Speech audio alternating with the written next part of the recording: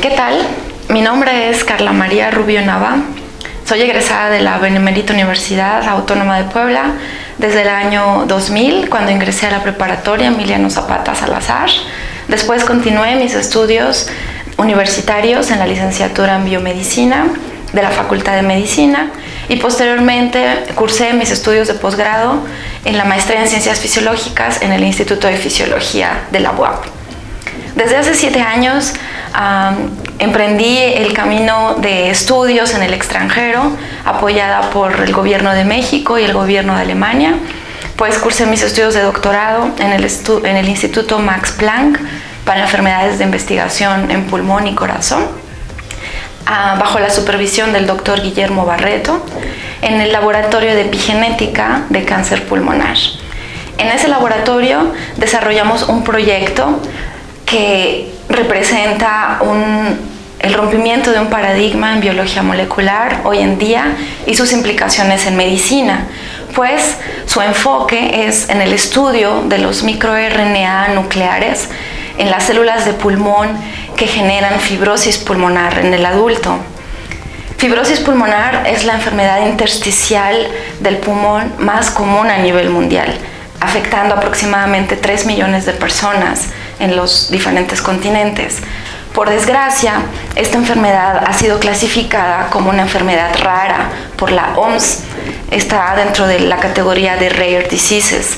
Pero como nosotros hemos visto en los mapas estadísticos y demográficos que incluyen datos de prevalencia e incidencia de fibrosis pulmonar idiopática, estos números van a aumentar en los próximos 10 años, debido principalmente a 2 factores: a la industrialización de los países sub y desarrollados, así como en el incremento en la esperanza de vida de las poblaciones, no solo en Europa, sino en todo el mundo. Desgraciadamente, los países que están en mayor riesgo de aumentar este número de casos son los países europeos. Alemania se encuentra en la posición número 5, mientras que México se encuentra en la posición número 7. Y sabemos que no solamente fibrosis pulmonar, sino todas las enfermedades asociadas con envejecimiento estarán incrementando en los próximos años. El proyecto que yo les quisiera presentar se enfoca en fibrosis pulmonar idiopática. Sin embargo, el proyecto como tal es aplicable en diversos modelos patológicos. Actualmente me encuentro como investigadora postdoctoral del Instituto Max Planck en Alemania, en el laboratorio de epigenética de cáncer pulmonar, y a partir de este mes, en enero 2020, comenzaré también como investigadora postdoctoral en el Instituto CRET, en la Universidad UPEC Créteil en París, bajo la supervisión de la doctora Dulce Papi García, quien es experta en modelos celulares de Alzheimer. Entonces, como pueden ustedes ver, nosotros haremos una revalidación de nuestro modelo molecular y nuestro modelo terapéutico que ha dado frutos muy grandes en fibrosis, ahora en un modelo de Alzheimer. Esto repercute en la sociedad mexicana en gran medida, porque el objetivo final de estos proyectos será mejorar la calidad de vida de los pacientes y los adultos sanos en edad avanzada, así como ofrecer nuevas alternativas terapéuticas que se centren en el núcleo de las células y todos los reguladores que han sido ignorados hasta ahora por las drogas, los fármacos que se encuentran disponibles. En resumen, nuestro proyecto está llevado a cabo en 2 distintos centros europeos, como se los mencioné: el Instituto Max Planck, que está en la ciudad de Bad Nauheim, en el centro de Alemania, en el estado de Hessen, y en el Instituto CRET de la Universidad UPEC en París, que se encuentra en los suburbios de la ciudad de París. Como les mencioné, fibrosis idiopática es la enfermedad intersticial más importante en los humanos, que afecta a 40,000 nuevos casos cada año, y las características generales de esta enfermedad son un endurecimiento del parénquima pulmonar, lo cual va a desencadenar disnea, hipoxemia, falla respiratoria y muerte en los próximos 3 años, que es la esperanza máxima de vida de estos pacientes. Aunque hay diversas controversias sobre el origen de esta enfermedad, la evidencia soporta la influencia de los fibroblastos, específicamente de la subpoblación de miofibroblastos, que proliferan de manera aberrante tras un daño alveolar y se acumulan en el parénquima pulmonar, que debería tener propiedades elásticas, y ello sucede en condiciones de reparación homeostática o fisiológica. Es un mecanismo normal de reparación del tejido. Esto sucede cuando las vías del TGF-beta1 y del FGF se activan, y entonces de un fibroblasto que está en una condición quiescente o de reposo, se activa por medio de estas vías, y la activación de estos miofibroblastos debe de ser precisa y en un lapso de tiempo pequeño. En la fibrosis pulmonar idiopática, los miofibroblastos se mantienen activos, y ello es debido a un desbalance en la transcripción de los genes que se deberían de silenciar, que son los genes profibróticos, para poder inactivar nuevamente a estos fibroblastos, a este grupo o a este nicho de fibroblastos que se necesitan durante la reparación del tejido. En la fibrosis, los fibroblastos se mantienen activos, no se reprimen los genes profibróticos y no se activan los genes que son específicos de la línea celular. Es decir, que estos miofibroblastos se mantienen proliferando y migrando. Y como lo mencioné, este balance entre activación e inactivación depende en gran medida de la regulación transcripcional. Entonces, nosotros en el núcleo de las células tenemos una estructura súper especializada, que es el template fisiológico de todas las actividades celulares que dependan del DNA. Esto es la cromatina. La cromatina es una estructura formada por DNA y por proteínas, histonas.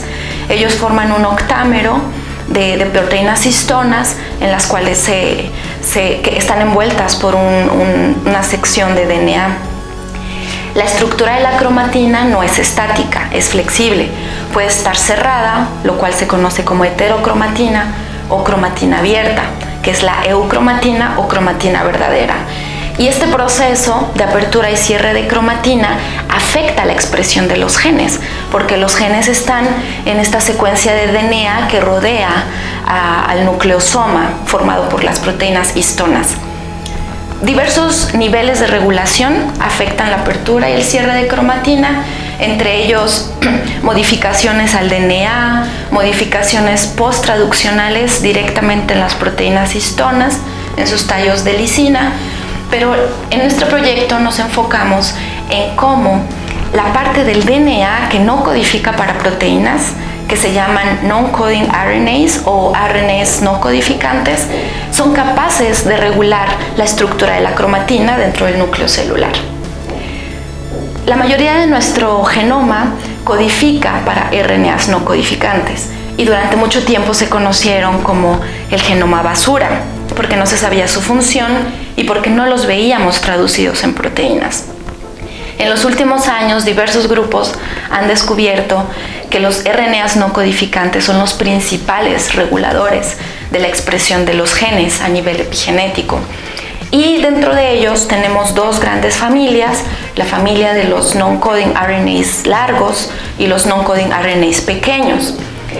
Mientras que durante todos estos años se ha asumido que los non-coding RNAs están presentes en el citoplasma, tanto como en el núcleo, es decir, que se han adjudicado muchas funciones para los non-coding RNAs, para los microRNAs, que son pequeños, solamente se había asumido que ellos están presentes en el citoplasma y que su única función es inhibir a los RNAs mensajeros que están en el citoplasma para que no se lleve a cabo la traducción hacia proteína. Nosotros, junto con otros grupos, hemos detectado la localización nuclear de los microRNAs maduros, y no de manera heterogénea, sino en sitios muy específicos del núcleo, que se conocen como el nucleolo, que es un bioagregado molecular, es decir, que no posee una membrana que lo separe del resto del nucleoplasma. De manera muy importante, nosotros y otros grupos hemos identificado microRNAs maduros, y nosotros lo hicimos de manera particular en células epiteliales y en células mesenquimales del pulmón del ratón. Y no solamente la presencia de este microRNA es lo que nosotros hemos reportado, sino que este microRNA nuclear forma un macrocomplejo ribonucleoproteico, es decir, que es capaz de hibridizar y unirse con otros non-coding RNA nucleares para inhibirlos, así como reclutar otras enzimas con actividad catalítica, en este caso a la proteína exosten, que es la subunidad que es específica del núcleo para el complejo exosomal, el que se encarga de la degradación y del turnover de los non-coding RNAs, así como de la proteína ESET2, que es la subunidad catalítica del complejo represor polycomp2, que se encarga precisamente de inducir un cambio en la estructura de cromatina hacia heterocromatina, es decir, la cromatina cerrada. Entonces, la función que nosotros encontramos de este complejo y que fue publicada el año pasado en la prestigiosa revista de Nature Genetics fue la descripción del mecanismo de acción de este complejo que nosotros llamamos MAICI, por sus siglas en inglés, así como por las subunidades que lo componen. Este complejo se encarga de reprimir aquellas áreas del genoma en que nosotros tenemos transcripción bidireccional, es decir, a partir de un mismo promotor se pueden transcribir tanto el gen que está en la hebra sentido como el non-coding RNA que se encuentra en la hebra antisentido, a partir de un mismo promotor. ¿Qué sucede en estas áreas del genoma? Se recluta el microRNA nuclear que se llama mirlet7d y fue uno de los primeros microRNAs en ser descritos en nemátodos. Y este microRNA se hibridiza con los non-coding RNAs, se recluta otra proteína que se conoce como C1d y esto va a llamar a esa región del genoma tanto a exosten como a ESET2 para inducir dos diferentes mecanismos de represión. El primero es que el complejo exosomal va a degradar esos blancos que son largos del microRNA, esos non-coding RNAs largos, serán degradados por medio del complejo exosomal, mientras que el reclutamiento del complejo polycomp va a inducir el cierre de cromatina con la consecuente inhibición de la transcripción. Este es un mecanismo fisiológico que permite que las células no proliferen de manera aberrante. Entonces, nuestro afán fue después caracterizar al complejo MAICI en células humanas y estudiar cuál es la función fisiológica dentro de una enfermedad humana. Para ello nosotros teníamos ya caracterizado el orden de eventos. Nosotros sabemos que si no hay presencia del microRNA, el complejo MAICI no va a poder ser reclutado a esas regiones del genoma. Y de manera importante, el complejo MAICI no solamente reprime la expresión de esos genes profibróticos, sino que ayuda a la estructura del nucleolo. Ellos son unas unidades fundamentales de la estructura del nucleolo en nuestras células. Y nosotros ya habíamos visto en la literatura que otros grupos habían reportado que el microRNA mirlet7d estaba disminuido en pacientes con fibrosis pulmonar. Ello fue descrito hace muchos años y uno de los grupos pioneros se encuentra en México también, a cargo del doctor Moisés Selman y la doctora Ani Pardo, en el Instituto Nacional de Enfermedades Respiratorias. Tuvimos la suerte de coincidir con ellos en un congreso organizado por el Keystone Symposium en Estados Unidos y pudimos discutir con ellos diversos tópicos. En enfermedades como fibrosis pulmonar, como cáncer pulmonar, desaparece el microRNA, pero nadie hasta ahora había estudiado cuál es el rol nuclear de esta pérdida del mirlet7d.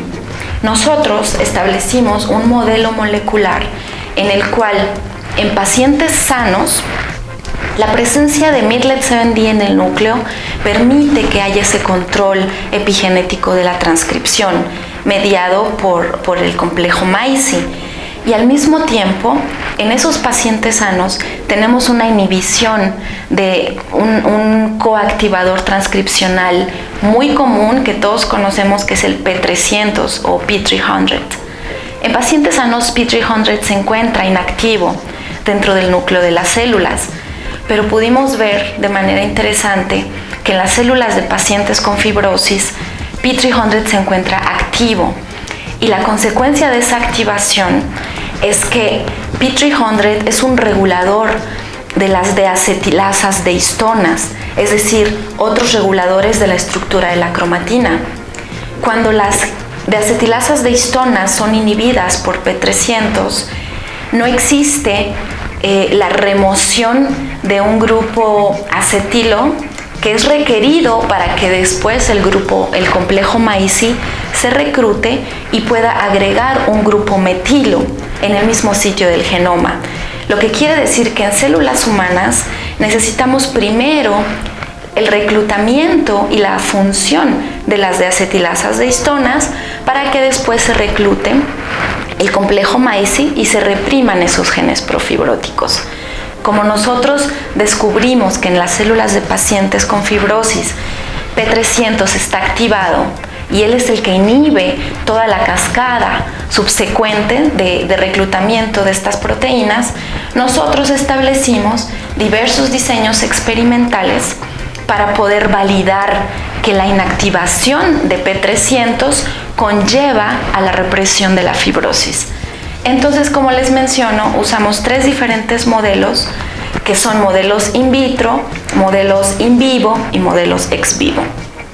Los modelos in vivo fueron realizados con ratones a los cuales se les hace una instilación orotraqueal con una sustancia llamada bleomicina, y ese es un modelo animal ampliamente utilizado para fibrosis pulmonar. Entonces nosotros pudimos tratar a estos ratones que ya tenían un modelo de fibrosis con un inhibidor químico de P300 e hicimos ensayos fisiológicos. Por ejemplo, medimos la complianza y la elasticidad del pulmón, así como la capacidad pulmonar. Hicimos estudios funcionales a nivel de las células que obtenemos de los pulmones de esos ratones. Y de manera in vitro, nosotros trabajamos con fibroblastos primarios de pacientes tanto sanos como pacientes con fibrosis que tienen la misma edad, el mismo sexo y que tienen un background étnico similar para que no nos afecten todas esas variables. Y nosotros pudimos cultivar in vitro fibroblastos obtenidos de esos pacientes, los cuales también tratamos con este inhibidor químico de P300. Hicimos ensayos de migración, ensayos de proliferación y ensayos bioquímicos para poder corroborar ese orden de eventos que les he mencionado, en los cuales necesitamos primero la activación de histonas de acetilasas para después poder activar al complejo MAICI en ese sitio del genoma. Y por último, usamos modelos ex vivo, los cuales incluyen unas secciones de tejido pulmonar que se conocen como PCLS, por sus siglas en inglés, Precision Cut Long Slides, y que son obtenidas a partir de pacientes que acuden a una cirugía de trasplante pulmonar, que actualmente es la alternativa a los pacientes con fibrosis que tengan un trasplante. Y en Alemania contamos con el centro de trasplantes más grande de Europa, que se encuentra en la Universidad de Hannover. Entonces ellos nos contactan a nuestros colaboradores cuando hay ese tipo de cirugías. El tejido es transportado inmediatamente, se le lleva a cabo un tratamiento bioquímico para preservarlo por 15 días en nuestros incubadores, y ahí podemos hacer tratamiento directamente en una sección del pulmón que contiene todas las células, es decir, contiene células de vasos sanguíneos, células endoteliales, células epiteliales, células mesenquimales, células del sistema inmune. Todas ellas están presentes en estas secciones de tejido, por lo cual cualquier método químico que nosotros hayamos validado de manera in vitro puede ser validado en los modelos ex vivo. Por lo cual, la conclusión de nuestro proyecto ha sido que terapias en las cuales se inhiba la actividad de P300, pero de manera más importante que se active o se preserve la actividad del complejo MAICY en el núcleo de las células, es promisoria para los pacientes que tienen esta enfermedad. Y nuestro afán va a ser que nosotros como comunidad científica cambiemos esos paradigmas, que seamos más flexibles y que empecemos a darle crédito a esa parte del genoma que se ha ignorado en los últimos años, porque ellos son reguladores importantes y son los reguladores que están al principio de toda la patogenicidad para muchas enfermedades humanas. Yo sí quiero mencionar que este proyecto ha sido un proyecto multidisciplinario. En nuestro grupo se encuentran médicos, biólogos, biotecnólogos, biomédicos, especialistas, neumólogos. Todos ellos han hecho que este proyecto sea publicado, sea validado y que en el año 2018 haya recibido 2 premios de gran prestigio en Alemania. En primer lugar, el premio otorgado por la Fundación von Behring-Röntgen en Alemania, que se me fue dado como investigador joven y mejor proyecto de investigación científica del año 2019. Y en diciembre, es decir, hace un mes, también tuve el honor de recibir el premio a cargo de la Medizinische Gesellschaft de Gießen, que es la comunidad de médicos de la Universidad de Gießen, también como el mejor proyecto de innovación en medicina del año 2019. Yo no quisiera llevarme todo el crédito, para mí fue un honor y un premio que desde el principio me hayan beneficiado y me hayan otorgado un proyecto de tal envergadura y que se puede aplicar a las enfermedades humanas. Pero lo que quiero mencionar es que proyectos de este tamaño no se podrían realizar si uno no buscara las colaboraciones con otros compañeros, con colegas de otras áreas.